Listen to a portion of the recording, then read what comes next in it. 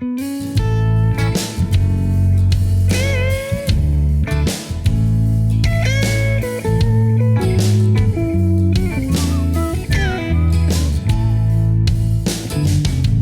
these Biloxi blues. It happens every night. Every night. And I ain't never met a riverboat dealer that could ever be a friend of mine. Nope. The summer heat never treats me kind. It leaves trouble on my mind. So I'm bidding farewell, putting in my notice, and I'll see you at another time. Sing. This highway does not know my name, and I don't care. No, I don't care. Headed my way for another place, and I got 3 good tires and a spare. Right to the hook, the hook, the hook. Just a white line gypsy getting out of Mississippi with just enough gas to get there. Budget. Live, not so live. And man, I teased it. I teased it Monday and I teased it Wednesday, and there's just so much going on that we can't just do one episode a week right now. And that's rare. That is rare in the bass fishing off season. But is it really ever off? You know, this one is certainly not an off season so far. And I've got so many things coming up and episodes planned and different things that you are getting a Friday. As you're watching this, I'm in the MPFL studios, but doing live from Lake Lanier. But you are getting a Friday, a special edition Friday Low Budget Live. And you know, hopefully you enjoy it. 3 of me in 1 week is a lot. But that Wednesday podcast was sure enough fire with the one and only JMFW. And originally I was going to put these interviews together in the same episode. A, it makes it really long. B, I think it does a disservice to either guest. I do. There are shows out there that'll cram a bunch of people on at one time, and I've done that on the show. But I feel like when people have stories to tell, people have important things, that it's not fair to the guest. So you bunch of lowlifers, you get 3 podcasts this week, and I'll be back Monday with an all new Low Budget Live, and maybe we do more next week. I don't know. I don't know where any of this is headed. I may stop doing them once a week. Just kidding. That's not going to happen. That was a joke. That was a joke.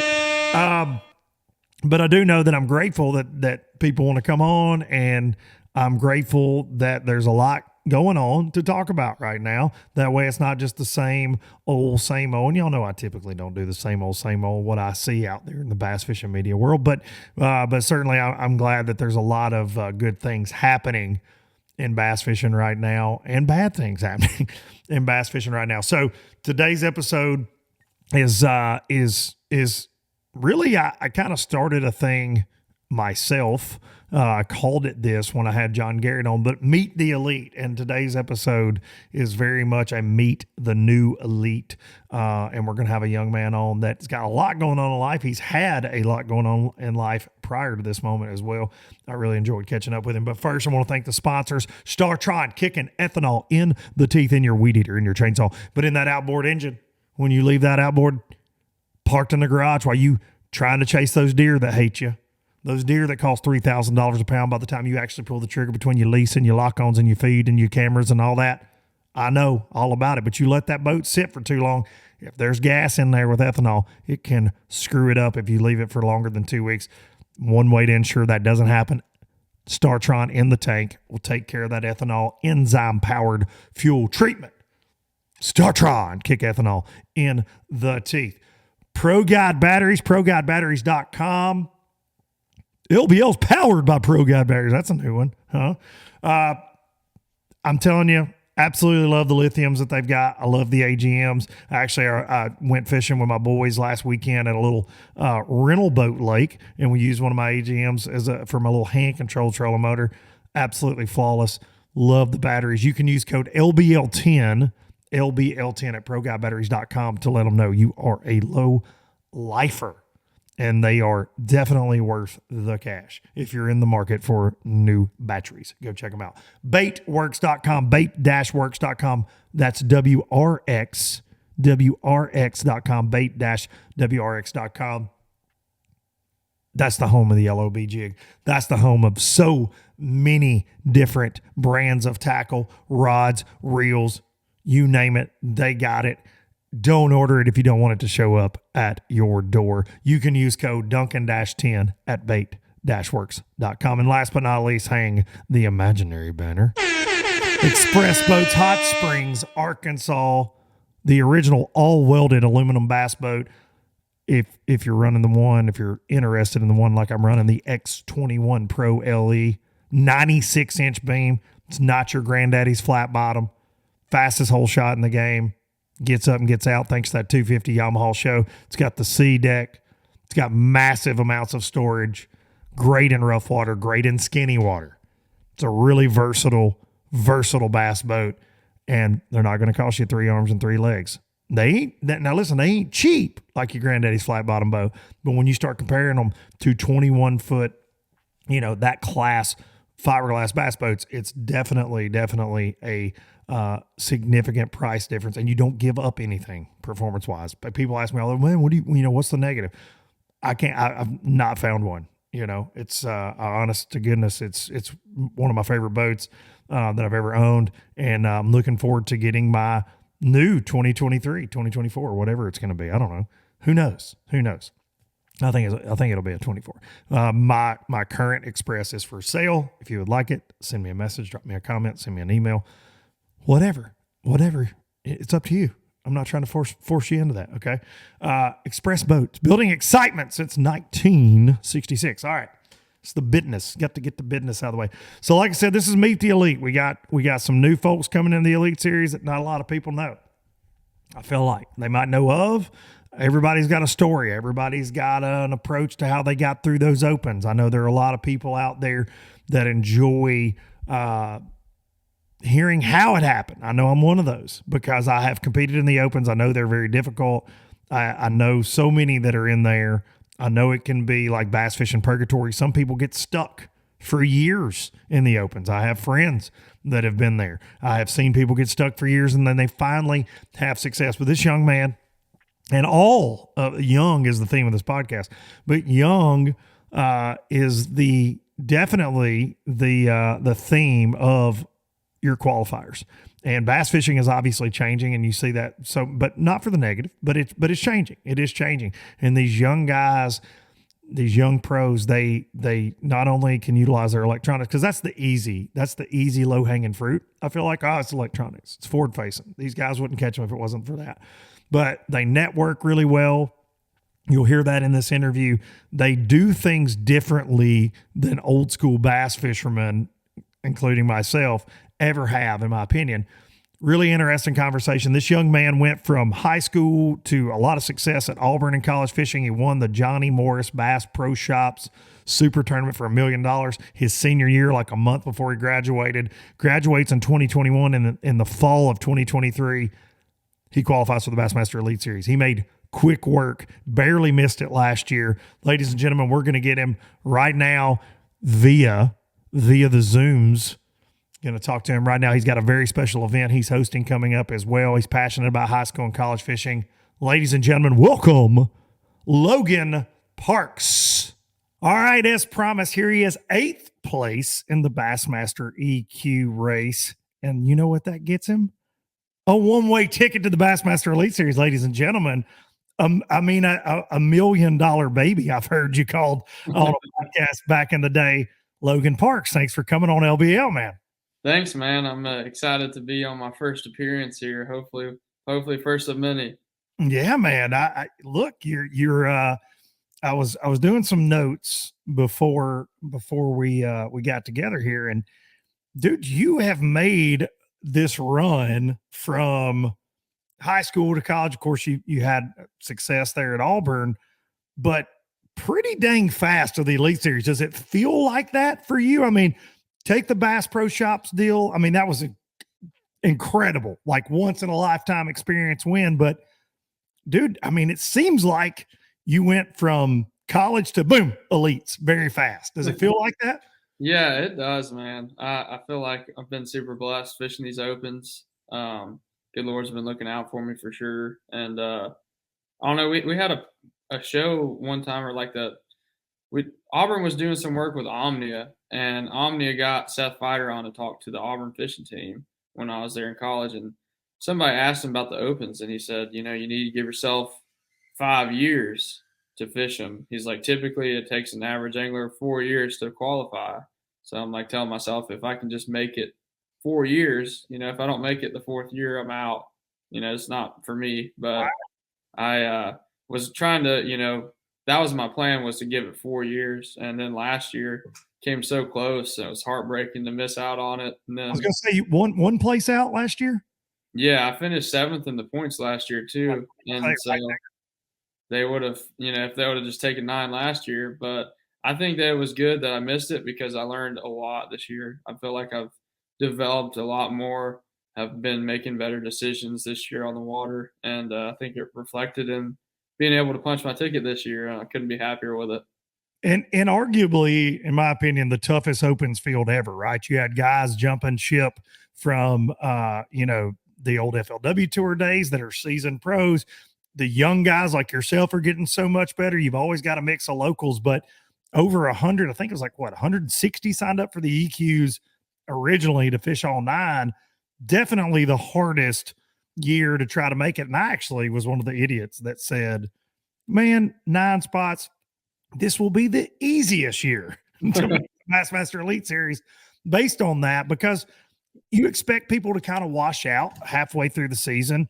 But man, that didn't happen. People stuck with it, even if they were having bad finishes. So you had all these amazing anglers. And dude, to end up in that top 9 is nothing to sneeze at. That is for sure. Yeah, it feels good. I mean, the competition was mind blowing. I don't know if you follow that page on Instagram, Advanced Bass Stats. Yeah. They do a great job. And I mean, going into it, we were all thinking, you know, 50, 52, 53 place average, 55 place average, 12 pounds a day.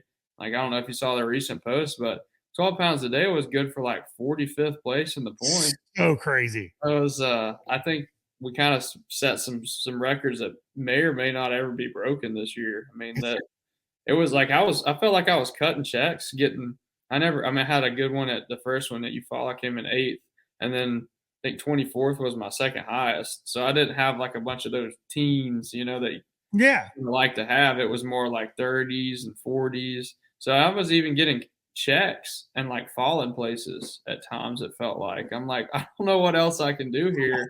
I cut back-to-back checks at Bugs Island and Wheeler and fell from like, you know, 5th to 8th or something. I don't even remember. Like, what does that do? Walk me through that. What does that do to you mentally whenever you're like, had a good derby, 225 guys, I got paid up. No, it's not a top 10, but getting a check in the opens is very, very hard. Don't anybody watching this, don't sleep on the fact that to make a top 40 in an open. Yeah, everybody talks about top 10s and wins, but trust me, getting a check in an open is a feat. And doing it back-to-back tournaments and falling in the point standings, man, talk about what's that feel like? Man, it was deflating for sure. I mean, you get fired up like, oh, like, you know, they didn't catch them that good today. You know, I rallied from yesterday, and then you like look at the points that night, or you start looking at the top 15, top 25, and you're like, wait a minute, like all those guys in front of me are in the top 10, and all those guys behind me are in the top 15. And you're like, gosh, dang it, man. Like, I can't do nothing right. I mean, you almost get mad a little bit. They seem to never take their foot off the gas. And that's something I talked to John Garrett on this week's show about is this year, him in particular, man, he jumped out and he never let off of it. But you still have those ebbs and flows, even because his mindset was get points, right? Just kind of bunt, and eventually you'll hit a home run at the same time. That's kind of what he was talking about, man. Just get bites. What was your approach this year going into the 9 events? You knew you had to be in the top 9. Did you change your overall tournament strategy, albeit a young tournament career? I mean, you've had big wins, obviously. What was your approach to the EQ season? Man, I just approached it with um just kind of trying to learn and put together like uh, let's figure out the best way to word this. I like to fish shallow. I'll say that. That's like my favorite thing to do is fish the bank. And I kind of have gotten burned by that throughout my career over and over and over. And I've started to learn that like the most consistent way to catch them and do well is off of the bank, and that doesn't mean live scoping. It just means like offshore, and I feel like I'm even better at fishing offshore than fishing shallow, even though I'd rather fish shallow. I can't, not like the Greg Hackney that goes and flips up 16 pounds, no problem. I feel like I'm a better offshore angler. So I've really tried to focus, even when like, you hear about bedfish at Toledo Bend or at Eufaula this year, the first tournament, you hear about people catching them on bed. I literally told myself I'm not going to go look. Like I'm going to focus on trying to find groups of fish offshore that I feel like I can, catch a decent bag out of that I can consistently compete with and maybe get paid with. And I feel like that worked out this season for sure, as far as not getting burned. But also another piece of that strategy was, working together with our roommates. And me and John roomed together this year along with Josh Bragg and Jake Maddox. And we shared a lot more like, stuff than I've ever shared before. And we had trust with each other. So it was like odds are we go to a new place, one of the four of us is going to find something, and then we can work together to build off of that and kind of put the pieces of the puzzle together. And I think that was another really important factor for this season. John mentioned that as well, and I want to ask you because I think I let him get away with not asking him this in that networking. Why do you think that? Because I've seen it myself, whether it was FLW Tour, and I got caught up in it as well, trying to network when I was there. Once I met a guy like Justin Atkins, right? He came right out of college fishing. He became a real close friend of mine, even though there's an age gap between he and I. But those guys, I saw it with like a Shane LaHue and Brandon Cobb working together on the FLW Tour. They were dangerous, man, because they would break down these bodies of water. But I feel like every college angler that I've been around or I've gotten to know, you guys are great at networking. And you're also great at trusting because, dude, that was my problem. I don't trust what so many fishermen tell me because I got burned at a young age being gullible in certain events, trusting an older angler at times. Like if you went, I always say, if you go searching for it, they'll give you something, right? But it might not always be the truth. And I in my younger days, like I had some really bad experiences. But why do you think that younger group of anglers excel at that so much and put that much faith into it? Man, I feel like it's more of a new thing. Maybe it's not. I mean, I don't really know, but like when I was in high school, we were like not telling a soul, even on our roommates were like, Yeah. like don't talk about what we're tying on. Like we're trying to like hide our baits, which was ridiculous. It was like But tying on a shaky head. So and been, then in dude, college, still there, been there. yeah, and in college, it was kind of the same way for a while. And then about my senior year of college, we kind of started to share a little bit with like one or two other teams. But then I felt like Talking about like outside of Auburn teams, or you're talking about the teams on the Auburn side, right? Like, are you sharing with other Auburn teammates? Or are you talking about other schools?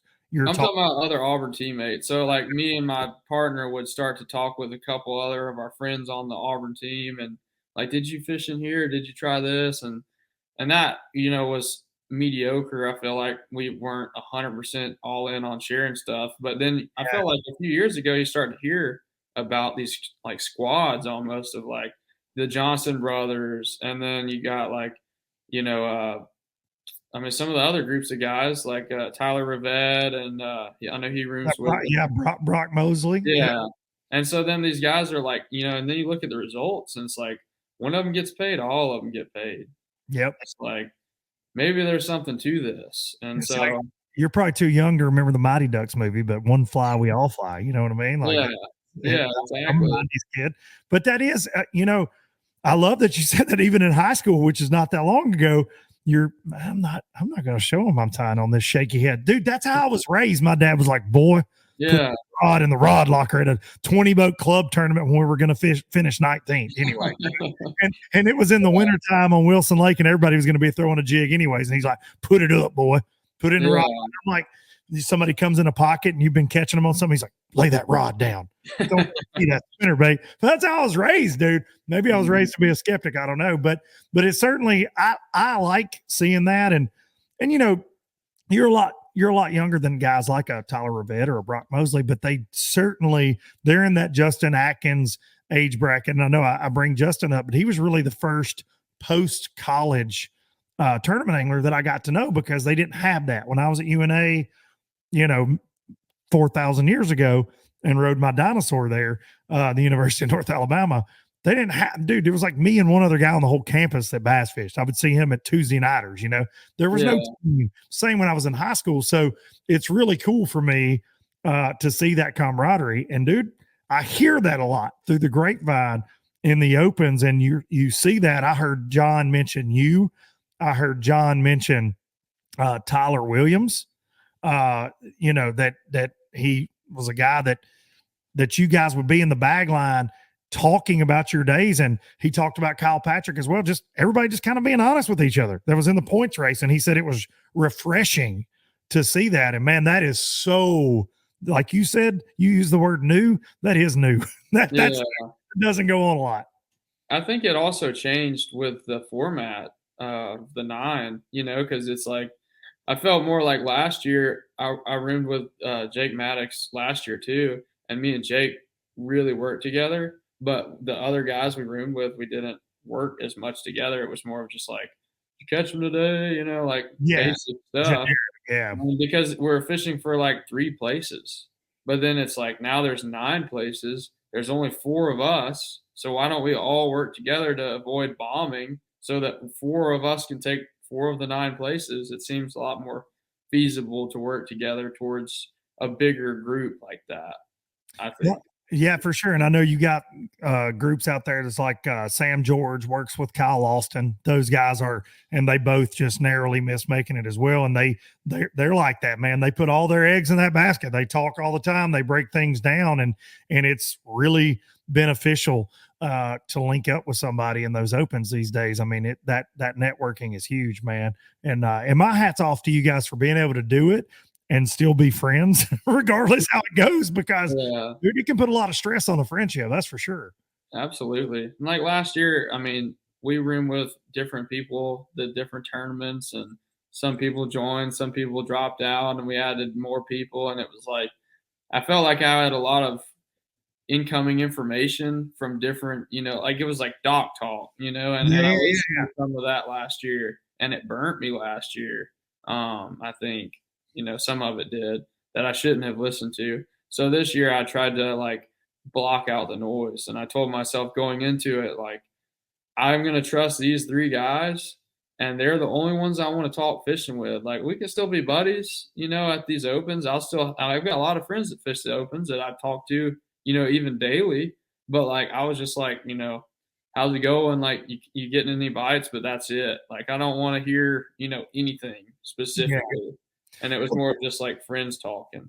Well, and it's a two-way street when you're in that kind of relationship, right? Where if John Garrett tells you something, and then one of your buddies that's outside of that group ask you how it's going, you don't want to divulge any of John's information he gave you, and that's where that trust comes in. So, and I know John mentioned on here as well, you guys are looking to potentially room together next year on the elite, so you can kind of carry that into the elite season as well.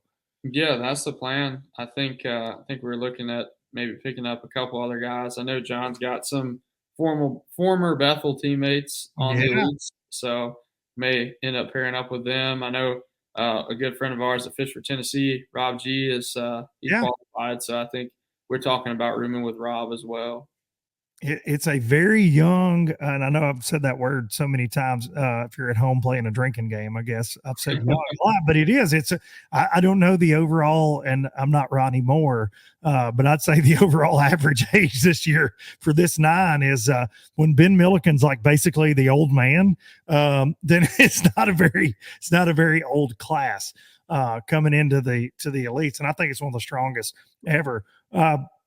So looking ahead to next year, I mean, overall, like, you got butterflies, or will that happen at the first event when you roll up for the first day of practice? Like, what are you going through right now? I mean, you've got the relief, I know, of getting the opens out of the way because it's a gauntlet. But what are your thoughts going into 24? Man, to be honest, I feel like I haven't had much time to think about that because it's been like, let's get these jerseys and wraps and all Yeah, that figured out. Like, deposits are due. I need to order the boat, sell the other boat. So if anyone's watching, sell my boat, hit me up.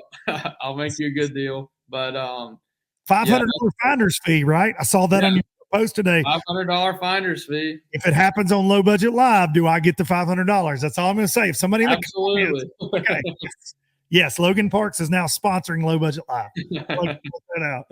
But I think it'll really set in when I hear Dave Mercer like call my name. Yeah, That's like gonna send chills it's sending chills up my spine thinking about him doing that. So that's and then you look over, man. No big deal. There's Rick Clunn. yeah. There's Gerald Swindle. There's Larry Nixon. There's Brandon Polinick, Mike Iaconelli. I'm fishing with these guys now. Like that's I'll never forget. I've told this story on here many times. So all you low lifers, forgive me. But the first event that I fished on the FLW tour, after fishing as a co-angler, and I was around so many of those guys all the time, and through TH Marine, I'd gotten to be friends with a guy like Larry Nixon and Jimmy Houston, and I was grateful for that. But I'll never forget the first morning in Okeechobee, man. It was a little foggy running to my area, and you get there, and it's still a little fog lingering, and you can hear trolling motors dropping, but not necessarily tell who it is. And coming up this grass line, and I'm flipping, and it's Nixon. The first 30 minutes of my first day on the FLW tour, and I was like, that sucks. Yeah. Don't want to flip on that guy. Yeah, I'm just gonna leave. I'm just gonna leave, Yeah. But Exactly. but it's an intense feeling, man. Like when you've grown up watching these people and being obsessed with this sport, and then there you are, like it's time to show up and show out, so to speak, man. And dude, I think for you, it's got to be a unique experience coming off of that Bass Pro Shops win, because that event was and I hate that they haven't done it again, honestly, because it was so over the top. And I don't mean that in a negative. It was there was a lot of pomp and circumstance behind it, almost like the classic, right? Like they're bringing in people to MC, and it was this just gigantic party. And some other young guys I know did well in that event from my hometown here. But man, you guys pulled that off. You win $1 million.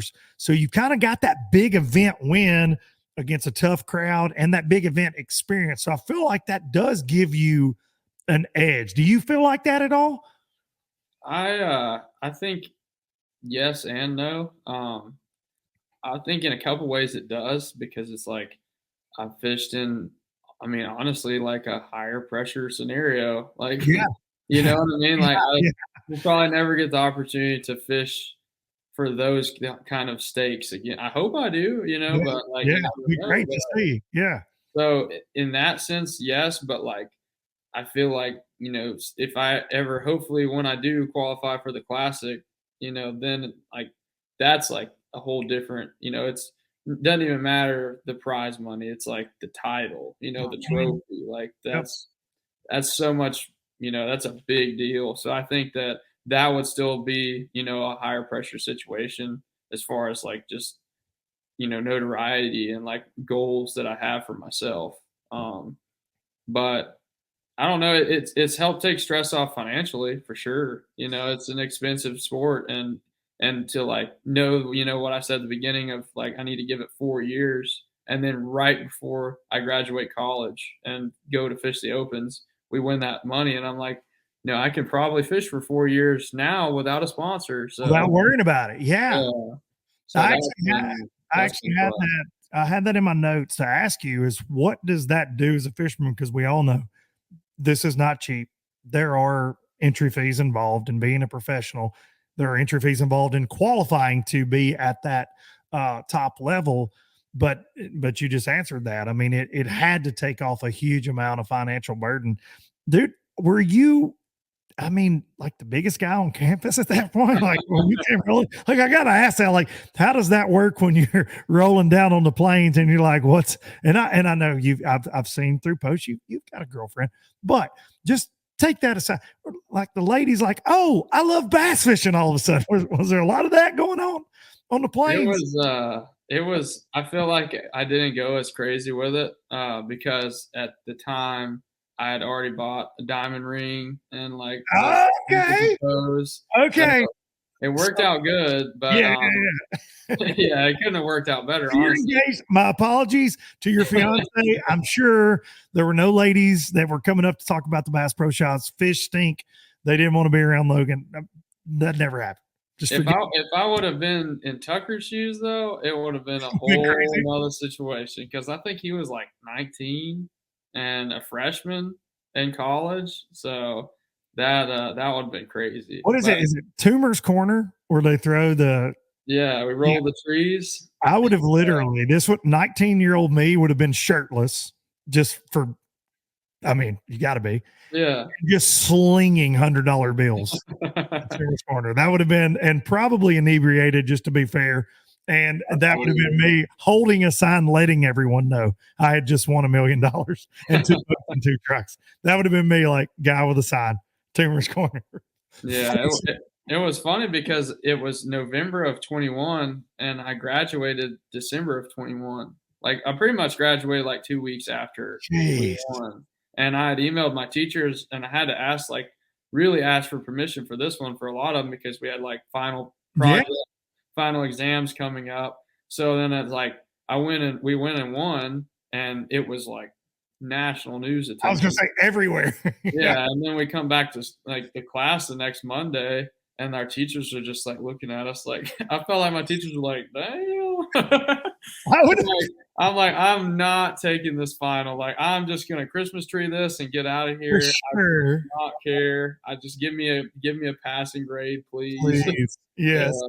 Yeah, you're on a media run at that point, national media. I mean, not bass fishing media. Like you guys were every dang where for amount of time there. And it's so funny. I think about when I graduated and my parents, I was doing the bass fishing thing and not making any money. And my dad's like, so graduate UNA. And he says, you're going to get a job, right? I was like, well, yeah, I mean, yeah, but I'm going to fish. He's like, but you're going to get a job, right? Like you got a degree. And it was so hard to find one. It would have been so amazing to be in your shoes and be like, nah, Dad, I'm good. I'm gonna buy a house. Yeah. And then, then I'll figure it out later. But so crazy, man. So from 2021 to now, that's what I'm saying. The speed, the trajectory that you're on, man, there's no doubt about it that you're a super talented angler. You've got it done from high school to college to now. But something else that we got to talk about, because I'm very interested in this. You are involved and hosting, because of your passion for high school and college events. You're hosting a tournament that's really, really unique. And I want to, you and I, we've been trying to connect to talk about this on LBL because I think it's very, very cool. Yeah, so March of this year, I kind of had just something come to me that, I don't know. I feel like you get a calling sometimes of something that, you just feel like you need to do. And I wouldn't be where I'm at today if it wasn't for programs like the Bassmaster High School Series. And, we started our high school fishing team when I was in 8th grade. It's actually when I fished my first tournament competitively, wasn't until 8th grade. And then college fishing through the MLF and FLW and Bassmaster college programs. Like that's something that's been really huge for me as far as developing as an angler. And like you said, like, am I nervous about the elite schedule next year? Like I've already fished, 8 of those 9 through That's college and high school fishing. So I've been to a lot of those places multiple times. So we've started the Logan Parks Fishing Foundation, and we're kind of focusing on developing, high school and college anglers. It's something that I feel like there's not a lot out there, telling these kids the right route to take and giving them advice on social media, how to save your money to where you can afford to fish and, sponsor negotiations, stuff like that, that I feel like we can offer to these high school kids and college kids too. But one of the first way that we're, approaching this is we're hosting a tournament this fall, November 12th in Auburn, Alabama. It's called the High School College Chaos, and it's presented by Abdul Garcia. And it's a super unique format where we're actually taking a college angler as the boater and a high school kid as the non-boater, and they're going to come together and fish together as a two-person team. So we're kind of combining the worlds of college and high school fishing, Cool. which is Very really cool. cool. Yeah, it's going to be a catch, weigh, photo, release format. So we've got official tournament scales that we're going to pass out to all the teams. And then they're going to use the Fishing Chaos app and their software to actually take a picture of the fish they catch on the scale and submit those. We're going to have judges judging every fish catch to make sure that, they're all counted. And it'll be, I guess it'll be old / new again MLF format, like every fish counts. So it's going to be a lot of fun. I think I'm not going to get too much into the weeds. Is it Lake Martin, I'm guessing? Yeah, it's right? Going to be on Lake Martin. But I'm not going to get too much into the weeds of the actual format of the tournament. I've got a video on my Instagram that explains it all, but there's going to be 3 rounds throughout the day, and the anglers will be able to see a live leaderboard, and so will everyone at home throughout the first 2 rounds. But from 1 o'clock to 3 o'clock, it's going to disable, so no one will know if they've won or not. Okay, build the drama a little bit. I like that. Yeah. So it'll be exciting. We've got 15 of the top colleges in the nation participating right now. We've got Auburn, Montevallo, Carson Newman, Emmanuel, Murray State, Alabama, Troy. Tennessee is bringing a crew. Go Vols. You're a Tennessee fan, so go Vols. Well, it's hard to be at times, but go Vols. Hey, it's hard to be an Auburn fan too these days. But it's going to be a lot of fun, and we're actually doing $15,000 for first place guaranteed. So it's going to be a big payout. We got a $40,000 total purse we're going to be giving out to these guys to hopefully, help further their education, help maybe pay off some student loans or, fish the opens one day. No doubt, man. $15,000. You might want to think about Logan Parks maybe getting into the pro fishing game. I don't know if you've heard, but there's been some crazy drama. Tournament trails are struggling. You sound like you got it figured out. I'm going to be honest. At least for one event, you got it dialed. That's I can't imagine, like I said about you and your big college win in the Johnny Morris tournament there. If I won 15 grand in high school, I wouldn't be worth a damn. Yeah. Especially as obsessed as I was with fishing then, I would have bought every rod and reel from here to freaking Nashville, man. It wouldn't have been good. Yeah, I think it'll be a great recruiting opportunity.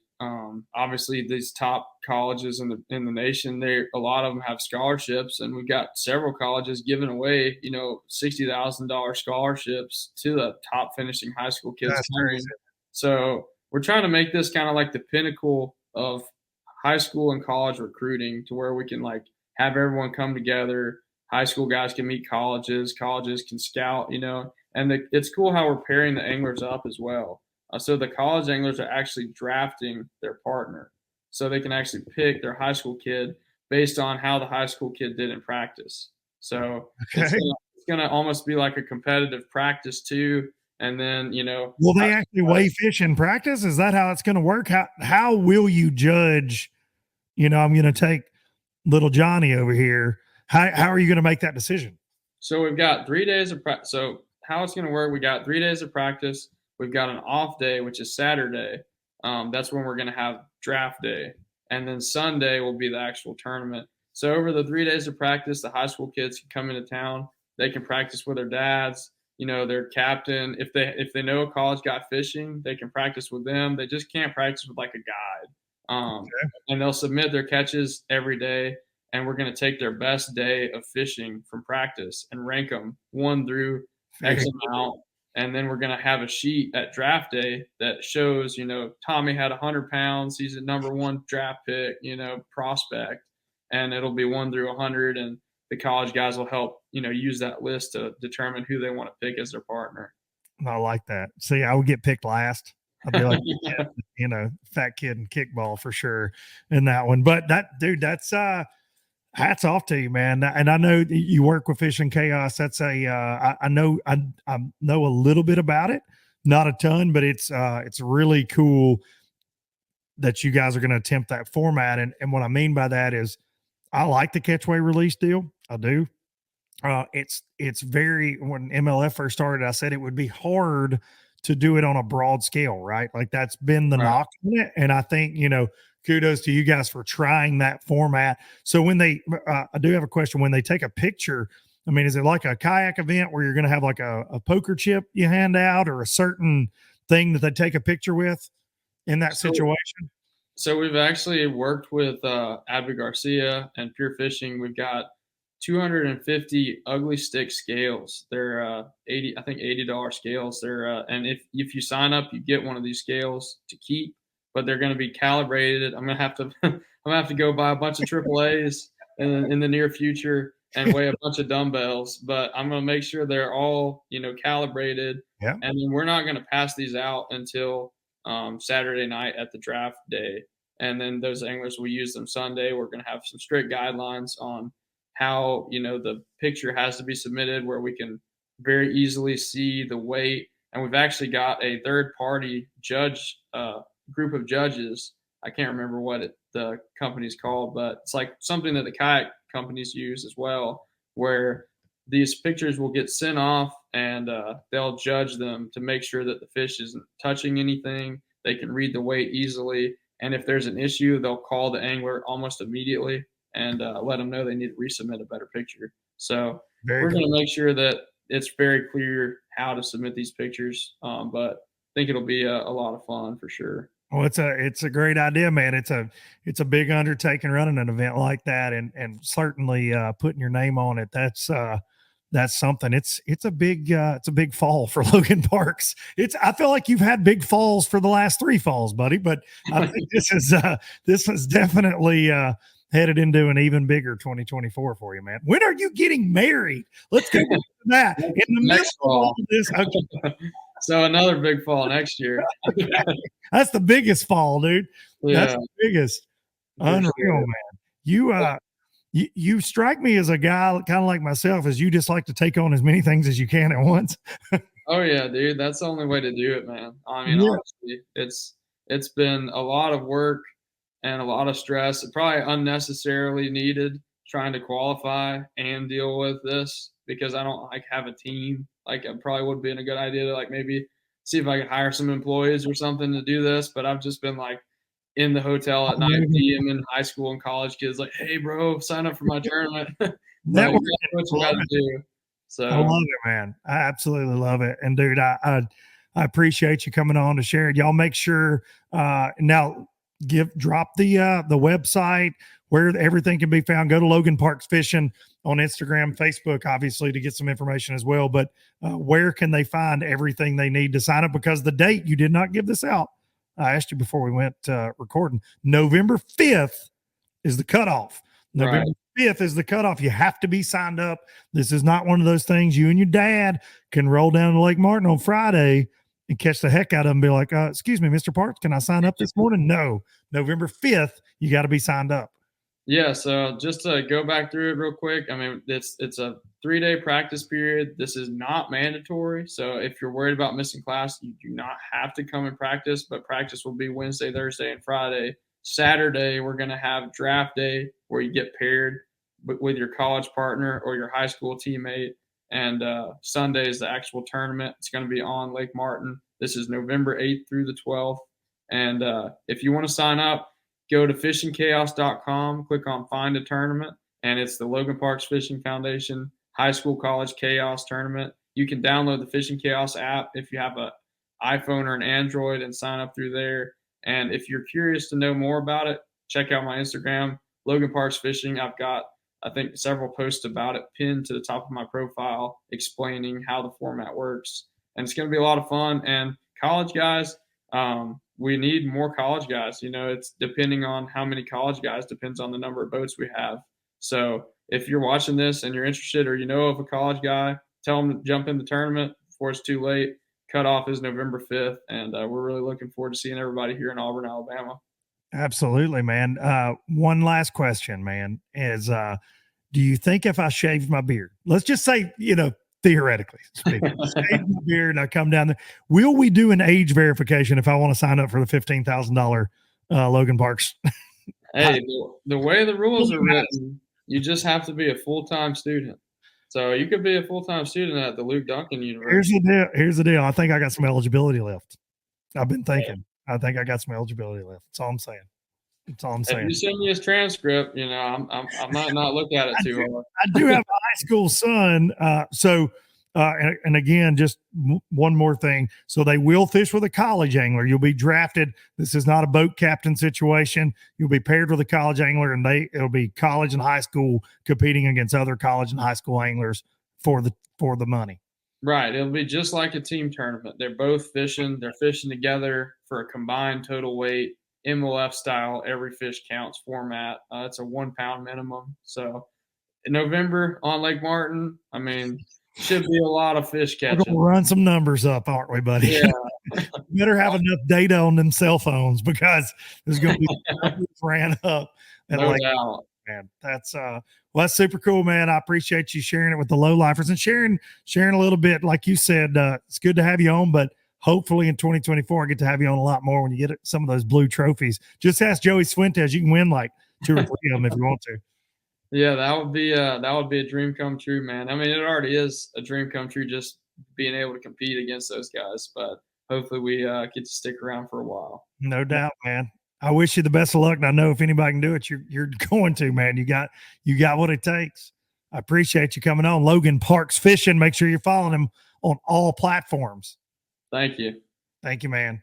All right, that's all she wrote for Logan Parks. Meet the Elite. Make sure you're following him. If you are a father or a high school captain, if you're a college angler, go check out that tournament he's having on Lake Martin. I promise you, Logan and I talked after that interview about, man, I need to get Hudson Duncan down there, but he's got his first high school basketball event that weekend, so we can't. But such a cool opportunity, man.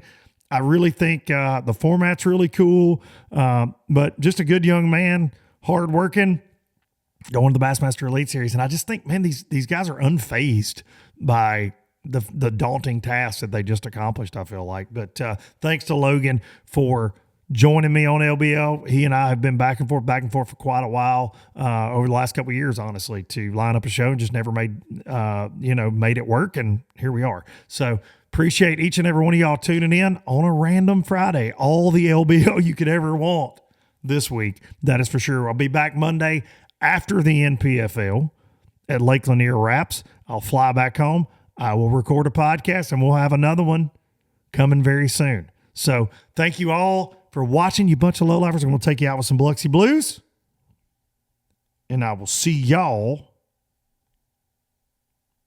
next week. Really, in like 2 days, 3 days. I don't know. See. For another place, and I got 3 good tires and a spare. Just a white line gypsy getting out of Mississippi with just enough gas to get there.